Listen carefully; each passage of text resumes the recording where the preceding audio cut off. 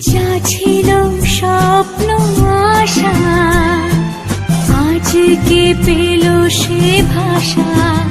এই সুখেরই লগনে সত্যি হলো